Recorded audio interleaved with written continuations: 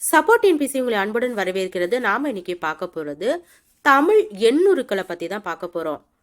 டிஎன்பிசியை பொறுத்த வரைக்கும் 100 கேள்விகள் தமிழ்ல தான் கேட்கறாங்க. தமிழ்ல அந்த 100 கேள்விகள் இதுதான் கேட்பாங்க அப்படின்னு நம்ம சொல்ல முடியாத அளவுக்கு நிறைய கேள்விகள் ஒவ்வொரு தடவையும் ஒவ்வொரு மாதிரி கேட்டுட்டு இருக்காங்க. அந்த வகையில பாத்தீங்க அப்படின்னா தமிழ் எண்ணுருக்கள்லையும் சில முறை சில கேள்விகள் வந்திருக்கு. இது நம்ம ஈஸியா பாத்தீங்க அப்படின்னா ஞாபகத்துக்கு வச்சுக்க முடியும். இதுல பாருங்க, கடலை உருண்டை இங்கனம் சுவைத்து ருசித்து சாப்பிட்டான் என்று அவன் கூறினான். இதுல நான் ப்ளூ கலர்ல கொடுத்துருக்கிறது எல்லாமே பாத்தீங்க அப்படின்னா உங்களுக்கு ஒரு வார்த்தையினுடைய முதல் எழுத்துக்களை கொடுத்துருக்கிறேன். அதை தான் இங்க ரெட்ல பாத்தீங்க அப்படின்னா எந்தெந்த எழுத்துக்களுக்கு என்னென்ன எண்கள் வரும் அப்படிங்கிறதையும் நான் சொல்லியிருக்கேன்.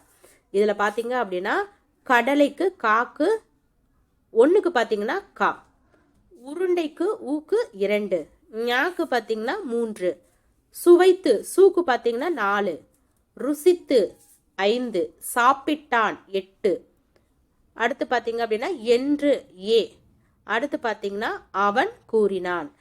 இதில் நீங்கள் இந்த பாடல் மாதிரி இருக்கிற இந்த வரிகளை நீங்கள் ஞாபகம் வச்சுக்கிட்டீங்க அப்படின்னா இது உங்களுக்கு எப்போவுமே மறக்காது. கண்டிப்பாக இதுலேருந்து கேள்வி கேட்கும்போது இதுக்கு நீங்கள் சரியாக பதில் கொடுக்க முடியும்.